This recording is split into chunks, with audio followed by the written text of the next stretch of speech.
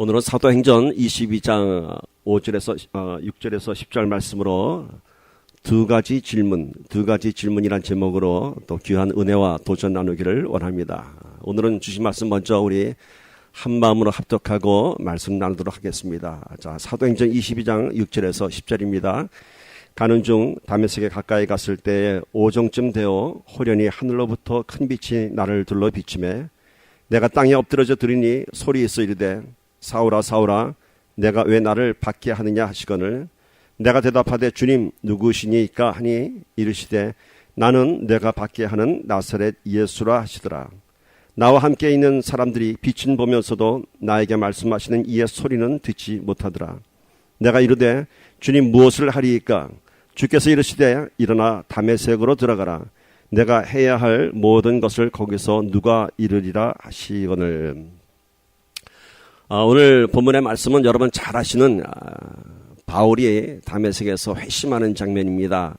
사울이 바울이 되는 그런 자기의 모든 영적 신분이 바뀌는 그런 위대한 순간입니다. 자, 이때 하늘로부터 큰 빛이 바울을 덮으면서 이제 사울을 덮으면서 두 가지 질문을 합니다. 바울이 물론 이때 사울이었지만 우리 편의상 바울이라고 이제 호칭을 합니다. 본문에 두 가지 질문이 나와 있죠. 어떤 두 가지 질문이 있었죠? 주님 누구시니까? 또 하나는 주님 무엇을 하리이까? 이 큰 두 가지 질문을 볼 수 있습니다. 바울이 회심하는 장면에서 고백된 이 두 가지 질문은 참으로 놀라운 신앙 고백을 담고 있습니다. 오늘 이 두 개의 질문을 통해서 우리가 다시 한번 이 질문의 의미를 나눠보면서 우리도 다시 한번 이런 질문을 주님께 던지며 또 귀한 도전받는 시간 되기를 간절히 소망합니다. 자, 첫 번째 질문이 뭐였죠? 주님 누구시니까? 어떤 대답이 있었죠? 나는 내가 받게 하는 나사렛 예수라. 여러분 주님 누구십니까? 라고 바울이 질문을 던졌습니다. 과연 바울이 나는 내가 핍박하는 예수 그리스도라 했을 때 이 예수님을 몰랐을까요? 바울은 자신을 이렇게 소개합니다. 그 앞에 3절 4절 보시면은요. 나는 유대인으로 길리기아 다수에서 났고 이성에서 자라 가말리엘의 문화에서 우리 조상들의 율법에 엄한 교훈을 받았고 오늘 너희 모든 사람처럼 하나님께 대하여 열심히 있는 자라. 내가 이 돌을 박해하여 사람을 죽이기까지 하고 남녀를 결박하여 옥에 넘겼노니. 자, 다메섹 강변에서 이렇게 회심하는 바로 이전에 자신에 대해서 이렇게 고백합니다. 물론 이 말씀은 언제 기록되었냐면은 이제 바울이 마지막 선교 여행을 다 마치고 로마에서 순교당하기 이전에 그런 마지막 메시지를 로마 사람들에게 던집니다. 그러면서 자신의 그런 이야기들을 간증을 하는 장면입니다. 이게 그 중에 이제 다메섹에서 회심했던 장면이 기록되는 것이고요. 그 전에 내가 이런 사람이었다라고 소개합니다. 나는 율법사요, 로마 시민이요, 가말리엘의 문화라고 하면은 지금으로 치면은 아주 명문의 율법 출신이다. 나는 하버드 출신이야, 뭐 이런 겁니다. 그리고 특별히 뭐라고 얘기했죠? 나는 하나님에 대해서 열심히 있는 자라고 고백합니다. 나는 하나님에 대해서 열심히 있는 자였다. 그리고 누구를 박해했냐면은 이 돌이라고 하는 것이 그리스도교입니다. 이 돌을 박해해서 내가 예수 믿는 자들을 잡아 죽이기도 하고 옥에 잡아놓기도 했다. 이렇게 얘기합니다. 자, 이런 것을 봤을 때 바울은 예수 그리스도를 몰랐을까요? 알고 있었죠. 이 다메섹 사건은 AD 34년입니다. 예수님께서 십자가에 못 박혀 죽으시고 그 다음 해입니다. 그러니까 초대교회가 막 부흥하고 여기저기에서 그리스도교를 개종하는 유대인들이 많았고 막 부흥할 때입니다. 당연히 바울은 예수를 알지만 했던 것이 아니라 어쩌면은 예수를 현장에서 봤던 사람일 수도 있습니다. 같은 시대에 살았으니까요.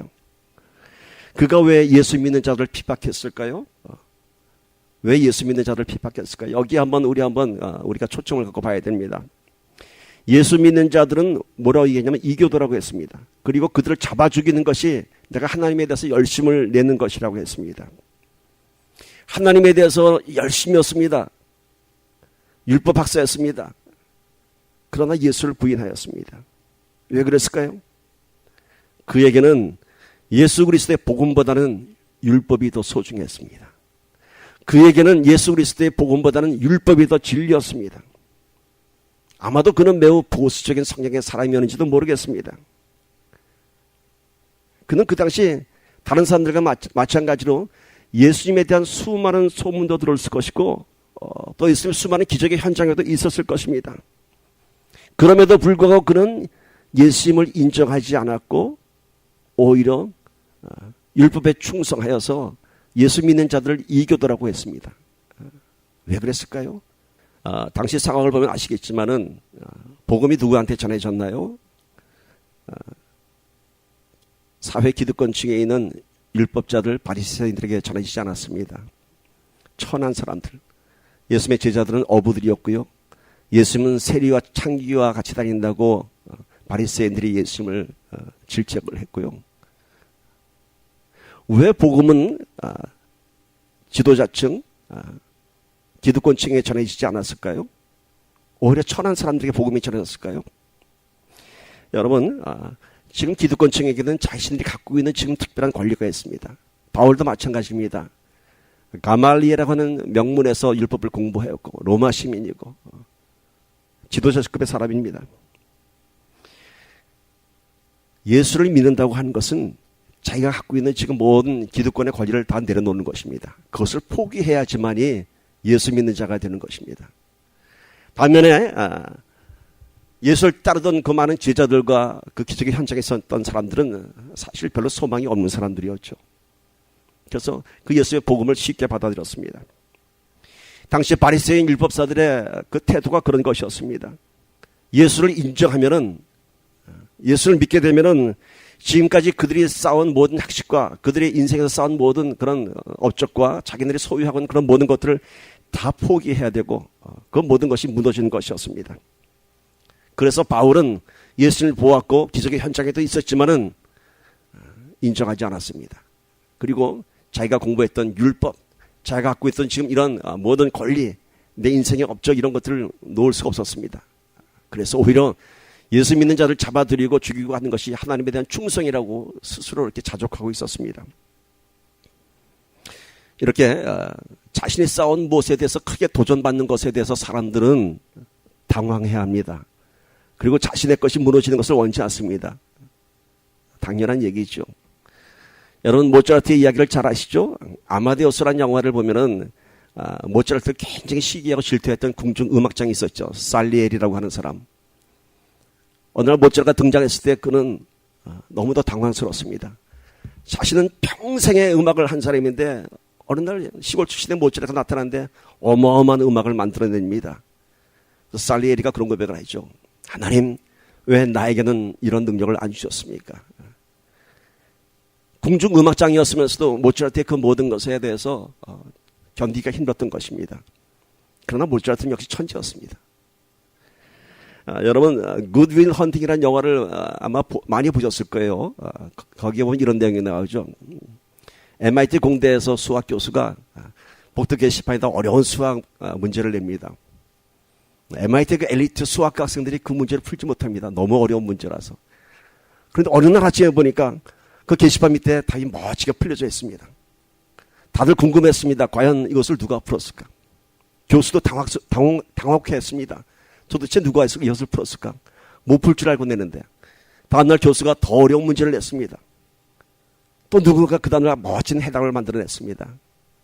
그 수학시험 문제를 푼 것은 그 학교 학생도 아니었고 대학원생도 아니었고 교수도 아니었습니다. 그 학교 청소부였습니다. 이 사실을 알게 된 교수와 학생들은 매우 당황스러워했습니다. 일개 청소부가 자기네들이 그렇게 전념해서 공부하고 연구해도 풀지 못하는 문제를 쉽게 풀어냈습니다.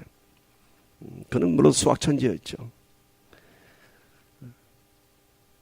제가 이런 얘기를 왜 하는지 아시겠죠? 우리가 예수 믿는다고 하는 것은요, 내가 지금까지 가장 소중했다고 생각하는 것들, 내 인생에서 내가 열심히 쌓아왔던 그 모든 것들, 그것을 다 내려놓는 것입니다. 바로 예수를 만난다고 하는 것은 그것입니다. 내 것을 놓지 못하고 당황스러워하는 것이 아니라 예수님의 그 놀라운 경이로움 앞에서 내려놓고 주님께 순복하는 것입니다. 사람들이 예수를 믿지 않는 가장 큰 이유가 무엇인지 아십니까? 사람들은 결코 예수를 부인하지 않습니다. 예수를 인정합니다. 그러나 믿지는 않습니다. 왜냐하면은 예수를 믿게 되면은 이 바울처럼 지금까지 살아왔던 내 인생의 모든 가치, 내가 쌓아왔던 모든 인생의 내 것들, 내가 누려야 할 것들을 포기해야 하기 때문에 그런 것이 두려워서 예수를 믿지 못하는 것입니다. 예수는 인정하되 내 것을 내려놓을 수 없기 때문에 예수를 믿지 못하는 것입니다. 사랑하는 여러분, 우리 신앙이라고 하는 것은 나의 인생을 포기하는 것이 아니라, 내 인생을 버리는 것이 아니라 오히려 더 놀라운 인생으로 업그레이드 되는 것을 다시 한번 믿음으로 고백하길 바랍니다. 우리가 누려야 할 것들을 내려놓고 버리고 포기하는 것이 아닙니다. 그보다 더 놀라운 것들을 우리가 누리고 소유하게 되는 것입니다. 여러분, 이제는 우리가 예수를 믿는다고 하는 것은 내 힘으로 살아가는 것이 아니라 이제는 예수의 권능으로 살아가는 것입니다. 지금까지 살아왔던 내 인생의 모든 경험과 내 학식과 내 모든 지식과 내가 갖고 있는 그 모든 것들로 살아가는 것이 아니라 이젠 그것을 다 내려놓고 그것보다 더 놀라운 예수 이름의 권세와 능력으로 살아가는 것입니다. 사탄이 우리의 눈을 가렸습니다. 그래서 사탄이 지금 아담과 하와가 처음 범죄하는 장면에서 뭐라고 유혹했죠? 눈이 밝아지리라 얘기했습니다. 정말 눈이 밝아졌습니다. 근데 어디에 밝아졌느냐? 세상에 밝아졌습니다. 세상 것에 우리 눈이 더 밝아졌습니다. 거룩한 것을 보지 못하고 거룩한 빛에 반응하는 것이 아니라 세상에 끌려가게 됐습니다. 그래서 예수를 알면서도 예수라고 하는 그 거룩한 빛 앞에 우리가 반응하지 못하는 것입니다. 예전에 저 어렸을 때는 불나방이 참 많았습니다. 보기에도 아주 끔찍하게 생겼었는데 그 불나방들이 불빛만 보면 달려듭니다. 전봇대에 있는 그 뜨거운 전구땀으로 달려들기도 하고요. 또 여름에 이렇게 모기불 켜놓으면 그 장작무더기로 불나방에 들어가서 타 죽습니다. 불나방은 그 불빛에 반응하는 것이죠. 그것이 죽는 것인지도 모르고 달려듭니다. 오늘 우리의 신앙이 예수를 안다고 하면서도 믿지 않는 것은 뭐냐면 마치 불나방처럼 눈에 보이는 세상에 그곳에 내 인생의 해답이 있는 것처럼 열심히 살다가 결국은 죽고 마는 것입니다. 6.25 전쟁 때 한강다리가 끊어졌습니다. 그런데 그 한강다리로요 계속 사람들이 몰려들었다고 합니다. 피난 가기 위해서. 수많은 군중들이 뒤에서 밀려옵니다. 다리 중간쯤 가서 다리가 끊긴 것을 알게 됩니다. 그 앞에 사람들이 더 이상 오면 안 돼, 오면 안 돼. 여기 다리 끊겨졌어. 하지만은 뒤에 밀려오는 군중의 힘 때문에 자꾸 떨어져 죽어갔습니다. 이게 뭘까요, 여러분? 마치 우리가 세상에서 예수 모르고 그냥 그것이 정말 생명의 길인 줄 알고 그것에 내 인생의 해답이 있는 줄 알고 살다 보니까 구원받지 못하는 것과 똑같습니다. 그냥 밀려가게 되어 있습니다. 세상의 힘이 그겁니다. 앞에서 누군가가 막 외쳐도 듣지 않습니다. 다리를 건너가야 한다 합니다. 건너갈 수 없는 다리였습니다. 오늘 우리는 다시 한번 이 바울의 회심하는 장면에서 오늘 우리 신앙의 위치를 다시 한번 파악해야 됩니다. 정말로 나는 예수 믿는 자인가? 예수를 따르는 자인가? 참 안타까운 사람들이 있습니다. 안타까운 사람이 누구냐면요. 교회에 출석은 하지만은 삶이 변하지 않는 사람이 있습니다. 예배드리고 똑같이 은혜 받는다고도 합니다. 그런데 삶이 변하지 않습니다. 왜 그럴까요? 예배 자리에 나왔는데 왜 삶이 변하지 않을까요? 그들은 지금 예배 자리에 나왔지만은 예수를 믿는다고 하지만 사실은 예수를 믿는 것이 아니라 예수 믿는 척하면서 자신의 삶에 더 많은 가치를 부여하고 있기 때문에 예수 만나지 못하는 것입니다. 자신이 처음에는 예수 믿는 척하지만요, 이거 시간이 지나게 되면 어떻게 되는지 아세요? 자기 스스로 속금합니다. 내가 예수 믿는 줄 알고. 예수 믿는 척하는 것은 뭔가요? 아직 세상에 내 것을 내려놓지 못하기 때문에 예수보다는 세상이 더 크기 때문에 믿는 척하고 그냥 따라갑니다. 여러분, 믿는 척하는 것하고 믿는 것은 천지 차이입니다. 믿는 척하는 것하고 믿는 것하고 어떤 것이 더 여러분 힘든 인생일 것 같아요? 믿는 척하는 사람들은 그 안에 뭐가 있는지 아세요? 예수 믿는 건 너무 힘들어. 예수 믿으려면 내가 포기할 것들이 너무 많아. 그래서 믿는 척하면서 살아가는 거야. 여러분, 이것이 힘들까요? 아니면 나 이왕 믿는 거 예수 화끈하게 믿을 거야 하고 믿는 것이 힘들까요? 우리는 답을 다 잘 알죠, 그죠? 답을 다 압니다. 예수 믿는 것이 훨씬 더 진리를 추구하는 인생입니다. 그럼에도 불구하고 나도 모르게 예수 믿는 척할 때가 있다는 것입니다. 예수 믿는 척하고 살아간다는 것 참 안타까운 사실입니다.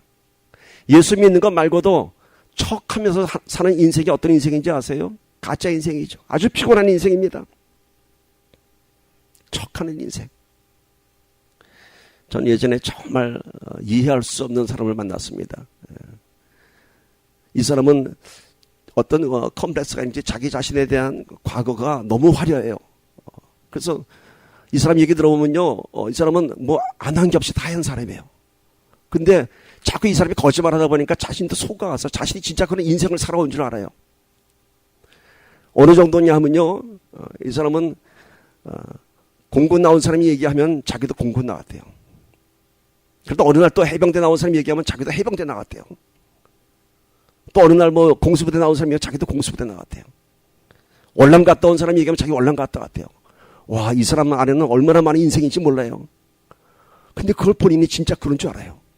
자기가 해병대 갔다 온 줄 알고 자기가 공수부대인 줄 알고 착각하고 살고 있어요. 이것이 얼마나 무섭습니까?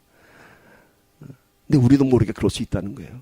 우리도 모르게 자꾸 내가 속아서 살다 보면은 내가 그런 줄 알고 사는 거예요. 더 무서운 사실은요, 예수 믿는 척하고 살다 보면요, 내가 구원받는 줄 알고 산다는 것입니다. 오늘 다시 한번 우리 신앙의 깊은 것을 들여다봐야 합니다. 믿는 척하면요, 사탄이 하나님이 우리에게 응답하는 것처럼 우리를 속입니다. 믿는 척하면 사탄이 우리가 구원받은 것처럼 우리를 속입니다. 결코 믿는 척하는 곳에는 하나님이 계시지 않습니다. 믿는 곳에 하나님이 계십니다. 믿는 곳에 예수님이 계십니다.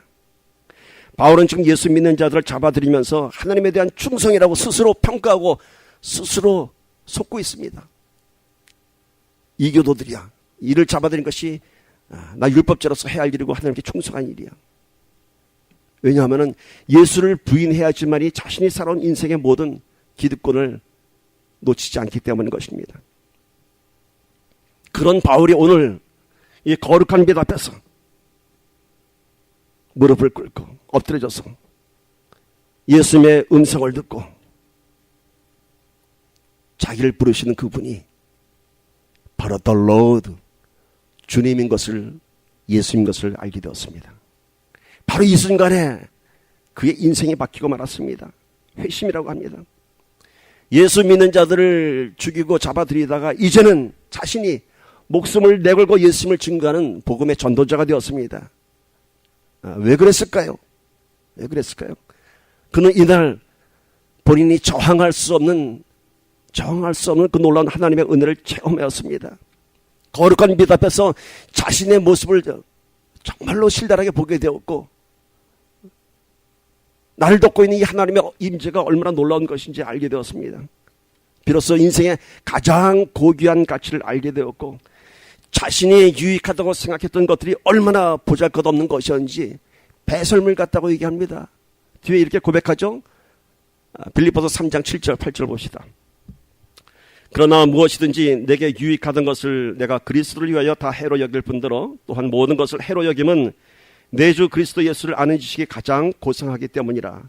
내가 그를 위하여 모든 것을 잃어버리고 배설물로 여김은 그리스도를 얻고 그 안에서 발견되려 함이니. 바울이 그렇게 놓지 못하던 자기의 그 인생의 모든 기득권들을 이제는 해로 여길 뿐만이 아니라 배설물같이 여긴다고 합니다. 그리고 이제는 예수 그리스도를 아는 것이 가장 고귀하다고 합니다. 그리고 이 거룩한 빛 앞에서 오늘 드디어 첫 번째 질문, 주님 당신은 누구십니까? 라고 질문합니다. 이 질문의 의미가 뭘까요? 우리 오늘 첫 번째 질문에 대한 의미를 들어갑니다. 드디어 이제 주님 당신은 누구십니까? 결코 당신이 누구인지 몰라서 하는 질문이 아니죠. 왜냐하면은 앞에 The Lord가 붙었습니다. 주님 하고 호칭합니다. 만약에 몰랐다면 Who are you? 했을 텐데 Lord, my Lord, who are you? 우리는요, 하나님의 임재 안에서 그분이 하나님인 것을 우리 스스로 알게 됩니다. 설명도 필요 없습니다. 어떤 상황 파악도 필요 없습니다. 저항할 수 없는 은혜가 뭔가요? 나의 지성과 나의 인생의 경험 그런 걸 다 덮어버리고 내가 너의 주야. 내가 너의 예수야. 이런 은혜를 경험하는 것입니다. 우리가 비로소 하나님을 알게 된다고 하는 것은 오직 그분의 임재를 경험할 때입니다. 결코 우리의 지식과 우리의 지혜로는 그분을 알 수가 없습니다. 하나님의 임재를 경험해야 됩니다. 여러분, 우리들은 얼마나 눈치 빠른 사람인 줄 아세요? 심리학자들이 이런 연구 결과를 발표했습니다. 처음 사람을 만나면은 30초에서 60초 안에서 상대방에 대한 파악이 다 끝난다고 합니다. 얼마나 우리가 똑똑합니까? 무슨 얘기입니까? 30초, 60초 안에 말 몇 마디 오고 가면은 그 사람이 어떤 사람인지 안다는 겁니다. 아무리 내가 잘 보이려고 애를 써도 상대방은 이미 나에 대한 파악이 다 끝났습니다. 끝났습니다. 그냥 모른 척 해줄 뿐입니다. 그렇죠, 여러분? 우리도 그런 거예요, 사실. 상대방 딱 보고 느끼는 거 그대로 얘기하면 어떻게 될까요? 성깔 있게 생기셨네요. 첫인사가 이렇다면은. 좋은 건 얘기하죠. 참 인상이 참 좋으시네요. 이런 건 얼마든지 우리가 인사할 수 있습니다. 근데 딱 보면, 고생 많이 하셨네. 우리 알죠. 얼굴 보면 고생 많이 한 것 같고, 성깔이 있을 것 같고, 탁 알죠. 그만큼 우리 아주 영리해요. 또 그걸 감출 줄도 알아요. 모른 척 해줄 줄도 알아요. 상황에 대한 인지 능력도 아주 매우 뛰어나다고 합니다. 인간은 짧은 순간에 자신의 모든 경험과 지식이 컴퓨터처럼 더 빨리 동원되어서 그 상황을 다 파악한다고 합니다.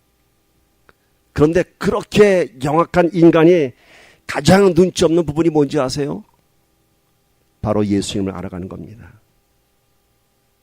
2000년이 넘도록 수많은 위대한 신학자와 설교자가 예수님을 설명했지만은 왜 이렇게 많은 사람들이 아직도 믿지 못할까요? 세상에 2000년이나 얘기했는데 그러면 지금 세상은 다 변해야 될 거 아닙니까? 20년도 아니고 200년도 아니고 2000년 동안 그 위대한 신학자들, 그 위대한 설교자들이, 그 위대한 순교자들이 나타나는데 왜 아직도 예수 안 믿습니까? 참 이해할 수 없는 일이죠. 여러분, 예수 안 믿는 건 놀라운 기적입니다. 그 이유가 뭘까요? 믿지 않는 이유가. 예수님은 어떤 설교자나 어떤 신학자의 논리적인 설명으로 아는 것이 아닙니다. 하나님은, 삼일째 하나님은 우리가 인격적으로 경험하는 것이지 논리적으로 설명할 수 있는 분이 아니기 때문인 것입니다. 우리가 그분을 경험해야 되는 것입니다. 우리가 그렇게 눈치 빠른 사람들이 30초나 60초면 다 파악하는 사람들이 왜 하나님을 모를까요? 아까도 얘기했지만 사단이 우리의 눈을 가린 것입니다. 가린 것입니다. 바울이 왜 예수를 몰랐었을까요? 만나기도 했고 받기도 했을 것입니다. 바울은 예수님을 알았었지만 그분을 경험하지 못했습니다. 그런데 오늘 거룩한 빛 앞에서 그분을 경험하니까 주님 당신은 누구십니까? 라고 이렇게 질문을 합니다. 이 질문이 참 놀라운 신앙 고백입니다. 저는 주님 누구십니까? 당신은 누군지 몰라서 묻는 것이 아니라 나에게 지금 너무도 확실하게 찾아오신 주님에 대한 감격의 표현입니다. 주님 당신 누구십니까? 이게 뭔가요? 몰라서 물어보는 게 아니에요. 주님 당신 누구십니까? 시편에 보면 다윗이 이런 고백했습니다. 시편 8편의 4절 보세요. 사람이 무엇이기에 주께서 그를 생각하시며 인자가 무엇이기에 주께서 그를 돌보시나이까. 사람이 무엇이기에, 내가 무엇이기에 주께서 나를 생각하시며 내가 무엇이기에 주께서 나를 돌보시니까. 내가 무엇이기에. 마찬가지로 주님은 누구시기에 내 삶 속에 이렇게 찾아오셨습니까? 이런 고백인 것입니다. 드디어 나를 찾아오셨군요. 주님. 비로소 내가 이제 주님을 알게 되었습니다. 비로소 나와 주님과의 관계가 시작되었음을 고백합니다. 예수님이 오셨군요. 이 고백은 뭔지 아세요? 주님 당신 누구시기에? 이 뒤에는 이런 겁니다. 아무도 나를 변화시킬 수 없었지만은 오직 주님만이 나를 이렇게 무릎 꿇게 했습니다. 여러분, 우리는 얼마나 강한 사람이냐면요, 아무도 나를 변화시킬 수 없어요. 남편이 변화시킬 수 없고 아내가 변화시킬 수 없고 아무도 나를 변화시킬 수 없어요. 오직 한 분, 우리 성령님만이, 우리 예수의 보혈의 피가 우리를 변화시킬 수 있는 것입니다. 오늘 이 바울의 고백이 바로 이겁니다. 주님, 당신은 누구시기에? 이게 뭐냐면 아무도 나를 건드릴 수 없는 나를 주님께서 나를 이렇게 변화시키셨습니다. 오직 당신뿐이십니다. 참 놀라운 고백이죠. 여러분, 바울이 거룩한 빛 앞에서 엎드려졌던 것처럼 오늘 우리가 소중하다고 생각했던 나의 모든 것들을 다 내려놓고 이 세상 무엇보다도 귀하고 놀라운 주님을 경험하는 이 예배가 되기를 간절히 소망합니다. 예배 자리에서 늘 주님의 임재를 경험해야 됩니다. 주님의 임재를 경험하는 것은 한 번으로 모든 것이 완성되지 않습니다. 또다시 와서 주님을 경험하고 또다시 주님을 경험하고 나의 죄인의 모습을 날마다 깨달아야 합니다. 그리고 다시 한번 주님의 그 저항할 수 없는 은혜 안에서 다시 한번 주님, 당신은 누구시기에? 내가 누구이기에 주님 그 놀라운 은혜를 주셨습니까? 이런 고백을 해야 하는 것입니다. 자, 바울이 주님을 처음 만나는 장면에 주님, 당신은 누구시니까 이런 고백했습니다. 베드로가 예수님을 처음 만날 때 어떤 고백했는지 아세요? 여러분, 베드로가 예수님을 어떻게 처음 만났죠? 지금 바울은 예수 믿는 자들을 잡으러 다메섹으로 가는 도중에 주님을 만났습니다. 베드로는 언제 만났죠? 고기 잡으려고 그물 내리다가 밤새 고기가 안 잡히는 그 난감한 상황에서 주님을 만났습니다. 배 어느 쪽에 그물을 던져라. 그물이 찢어지도록 잡았습니다. 그때 베드로의 첫 고백이 무엇인지 아세요, 여러분? 아마 우리 생각 같으면 와우, 대박 났습니다. 그때 주님인지 모르니까 내일도 또 와주세요. 근데 베드로는 그런 고백하지 않았습니다. 주여, 나를 떠나소서, 나는 죄인으로서이다. 아니, 그렇게 그물이 찢어지도록 고기를 잡아줬으면은 그야말로 춤추고 날뛰면서 이분이 누구시기에 막 이럴 텐데 베드로도 거꾸로 치며 주여, 나를 떠나소서, 나는 죄인으로서이다. 이런 고백의 의미가 뭘까요? 평생 그물을 던지며 고기를 잡았던 베드로가 자기 인생의 가치가 얼마나 초라한 것인지, 얼마나 죄인이었는지, 얼마나 헛된 것이었는지 깨달았던 것입니다. 여러분, 회개는 우리의 죄를 고백하는 건 그 안에 어떤 의미가 들었냐면은 내 인생의 참된 가치를 찾는 것입니다. 회개는 주님께로 돌아가는 길입니다. 그 뭔가요? 오늘 이런 말씀 배경에서 보면요, 죄는 내 죄를 고백하는 것에서 끝나는 것이 아니라 참된 가치를 찾아가는 것입니다. 인생의 해답을 찾는 것입니다. 그래서 회개가 가능한 것입니다. 무엇인지 소망을 찾았기 때문에 회개가 가능한 것이죠. 답이 있기 때문에. 오늘 이런 바울이 또 다른 경험을 고백합니다. 22장 9절 봅시다. 나와 함께 있는 사람들이 빛은 보면서도 나에게 말씀하시는 이의 소리는 듣지 못하더라. 그 자리에 많은 사람들이 있었습니다. 그 거룩한 빛을 다 보았습니다. 그런데 나에게 말씀하는 이의 소리는 듣지 못하더라. 주님의 음성은 오늘 바울만 들었습니다. 여러분, 모든 사람이 빛을 보았는데 주님의 음성은 바울에게만 들렸습니다. 오늘 우리 이 예배 자리에서 우리가 모두 다 주님을 찾아왔습니다. 이 예배에서 동일한 은혜도 경험할 수 있습니다. 그러나 특별히 나에게 말씀하시는 하나님의 음성은 나만이 들을 수 있는 것입니다. 오늘 이 예배 자리는 그런 것입니다. 일반적인 하나님의 놀라운 은총이 덮여있지만 그 가운데서 특별히 나에게 주시는 은혜가 있고 나에게 말씀하시는 하나님의 음성이 있는 것입니다. 하나님은 극히 비밀스럽고도 개인적인 교제를 우려하십니다. 그래서 오늘 우리가 이 자리에서 주님께서 특별히 나에게 주시는 말씀을 사모하며 오늘 똑같은 설교가 선포되지만 여러분 각자가 다 듣는 은혜가 다릅니다. 그래서 말씀이 생명인 것입니다. 오늘 주님의 세밀한 음성과 은혜를 다시 한번 우리가 꼭 붙잡기를 축복합니다. 그런데 주님께서 그렇게 한 사람마다 스페셜한 메시지를 주시는데 그걸 듣지 못합니다. 나한테 주는 얘기인데 듣지 못하는 이유가 있습니다. 왜냐하면요, 이 예배 자리에 나와 있지만은 나의 하나님이 아닌 남들의 하나님이기 때문인 것입니다. 내 하나님이 아니에요. 믿는 척하고 나와 있기 때문에 내 하나님이 아니에요. 주님과 나와 아무런 개인적인 관계가 없기 때문에 그런 세밀한 음성을 들을 수가 없습니다. 여러분, 모르는 사람하고 대화가 가능한가요? 그냥 뭐 하이 정도 할 수 있겠죠. 그러나 내 삶의 깊은 얘기를 끄집어낼 수는 없습니다. 우리 예배 자리도 마찬가지입니다. 믿는 척하고 나와 앉아있다면 그냥 헬로, 하이 주님 이럴 수 있겠죠. 그러고는 곧 눈길을 돌립니다.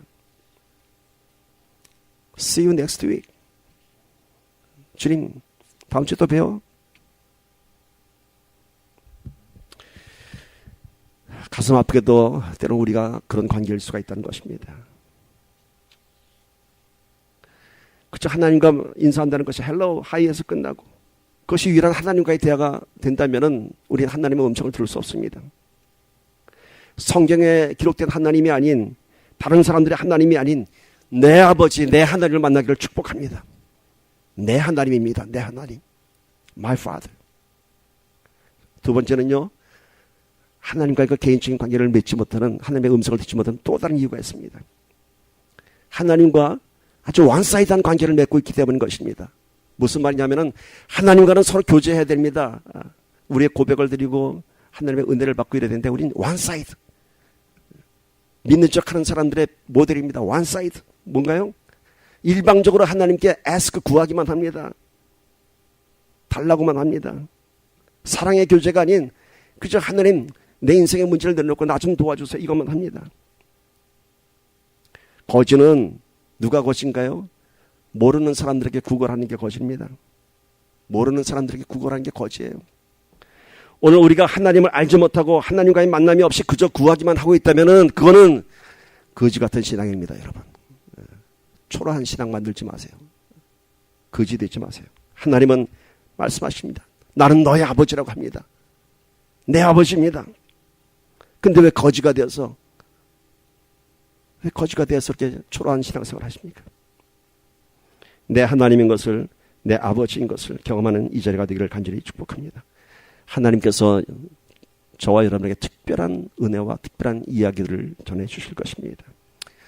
두 번째, 바울이 주님 무엇을 하리까? 라고 질문하죠. 무엇을 하리까? 예수님 뭐라고 답변하시죠? 다메섹으로 들어가라. 그러면 내가 해야 할 것을 거기서 누가 가르쳐 주리라. 왜 다메섹으로 들어가야 하는지, 누구를 만날 것인지, 무슨 일이 벌어질지에 대한 구체적인 설명이 없습니다. 그냥 다메섹으로 들어가면 누군가를 만날 것이다 라고 합니다. 모든 설명은 주님의 말씀에 순종해서 들어가면 경험하게 되는 것입니다. 여러분, 신앙생활은 구체적인 설명이 필요 없어도 그냥 순종하는 겁니다. 무슨 일이 벌어질지 모르고 누구를 만날지 모릅니다. 그럼 다 가라 하면 가는 것입니다. 바울은 그렇게 들어갔습니다. 다메섹으로 예수 믿는 자들을 잡으러 들어갔다가 목적이 바뀌었어요. 예수 믿는 자를 잡으러 간 것이 아니라 그냥 들어갔어요. 그냥 들어가, 누구 만날 거야. 그는 아나니아를 통해서 안수를 받고 그 거룩한 빛에서 눈에 씌었던 비늘이 벗겨졌습니다. 그리고 그때부터 그는 위대한 복음 전도자로 새로운 삶을 살게 되었습니다. 오늘 우리에게도 하나님께서 아주 단순한 응답을 하실 때가 있습니다. 그냥 가. 왜 가야 하는지 이해할 수 없지만 가보면 그 이유를 알 수 있습니다. 그냥 서. 왜 서야 하는지 모르지만 서보면 그 이유를 알 수 있습니다. 그뿐인가요? 포기해라, 버려라, 용서해라, 수많은 하나님의 음성이 있습니다. 이해할 수 없지만은 순종하면은, 포기해버리면은, 용서해보면은 그 이유를 알 수 있습니다. 순종하기 이전에는 전혀 우리는 그것을 이해할 수 없습니다. 하나님은 너무 불공평한 것 같고요. 하나님은 너무 황당한 것 같아요. 아니, 어떻게 그 사람을 어떻게 용서하러 가십니까? 아니, 어떻게 내 자존심 생각지도 않으시고요. 그러나 해보면은 압니다. 왜 죽는 것이 사는 것인지, 왜 주는 것이 받는 것인지 해보면 알아요. 아주 간단한 영적인 진리인데 늘 우리의 자존심 때문에, 내 생각 때문에 하지 못하는 것입니다. 여러분, 오늘 주님께서 가라 하면 가고 서라 하면 서는 저와 여러분 되기를 소망합니다. 바울의 두 번째 질문, 주님 누구십니까? 하는 이 질문의 의미를 생각해 봅시다. 주님께서는 간단한 답변을 했고 바울은 순종했습니다. 바울의 이 질문에는 뭐냐면은 주님, 이제는 내가 나의 삶을 당신께 드리겠습니다 라는 결단이 있는 고백입니다. 주님을 핍박거든 내가 이제 무엇을 해야겠습니까? 이런 고백입니다. 주님, 당신 누구십니까? 누구시길래 나를 이렇게 무릎 꿇으셨습니까? 놀라운 은혜를 주셨습니까? 그리고 이제 내가 무엇을 하리까? 이것이 바로 하나님을 만난 결과입니다. 이것이 바로 우리 예배의 결과입니다. 우리의 예배 결과에는 이런 두 가지 질문이 있어야 합니다. 주님, 누구시기에 나에게 이렇게 큰 은혜 주셨습니까? 그리고 이제 내가 주님을 위해서 무엇을 해야 합니까? 오늘 우리는 다시 한번 이 질문, 두 가지 질문을 가슴속에 품고 우리가 주님을 위해서 무엇을 할 것인가? 주님의 그 놀라운 은혜가 무엇인지 다시 한번 회복하기를 축복합니다. 진심으로 주님을 이제 내가 알기 원합니다. 이제 내가 주님을 위해 무엇을 해야 할까요? 내가 무엇을 해야 할까요? 여러분, 이것은 우리의 책임과 의무에 관한 것이 아니라 우리가 하나님을 만나고 나서 우리의 모든 것이 다 하나님께 순복하여서 너무 좋아서 너무 감사해서 그리고 드리는 고백인 것입니다. 정말 놀라운 하나님의 은혜를 잊게 되면요, 이제는 내가 갖고 있던 것들이 너무 초라합니다. 그리고 이제는 정말 하나님께서 기뻐하시는 것이 무엇인지 그것을 위해서 내가 나가게 됩니다. 예전에는 해야 한다 했지만 이제는 하고 싶습니다. 지금 우리 그래야 할 때 아닌가요, 이제 여러분? 생존을 위해서 지금까지 살았다면 이제는 나의 생존이 아닌 하나님 나라의 영광을 위해 사는 저와 여러분들을 소망합니다. 말씀 마칩니다. 주님, 무엇을 할까요? 이 말씀을 준비하면서 마지막 갑자기 케네디 대통령의 유명한 취임사가 생각났습니다. 국가가 나를 위해 무엇을 해줄 것인가를 묻지 말고 내가 국가를 위해 무엇을 할 수 있는가를 물어보십시오 라고 했습니다. 여러분, 하나님이 나를 위해 무엇을 해줄 수 있는가를 묻지 말고 그냥 거지처럼 애스크만 하지 말고 이제는 내가 하나님을 위해 무엇을 할 수 있는가를 묻는 자랑스러운 하나님의 자녀가 되기를 주님의 이름을 간절히 축원합니다. 우리 함께 오늘 말씀을 정리하면서 함께 기도하는 시간 갖기를 원합니다. 바울이 주님께 던졌던 두 가지 질문. 주님, 당신은 누구십니까? 그리고 그는 다른 사람들이 듣지 못하는 주님의 음성을 들었습니다. 그를 위한 주님의 음성을 들었고요. 그리고 이어서 바울은 주님, 내가 무엇을 하리까? 오늘 우리가 이 두 가지 큰 질문이 다시 한번 우리 안에서 깊이 고백되기를 바랍니다. 열심인 척, 믿는 척 하며 우리를 속이는 사단의 세력을 파하십시오. 얼마나 피곤한가요? 믿는 척 하는 것이. 아예 믿읍시다. 그러면 놀라운 은혜를 경험합니다. 하나님이 내 하나님이 아니기 때문에 우리 하나님의 음성을 들을 수 없었습니다. 오늘 다시 한번 내 하나님인 것을, 내 아버지인 것을 고백합시다. 그리고 이제는 그 감격에 겨워서 내가 무엇을 하리까? 우리 주님께서 말씀하실 것입니다. 그것이 무엇이든 기쁨으로 받아들이는 저와 여러분들을 간절히 소망합니다. 함께 기도합시다.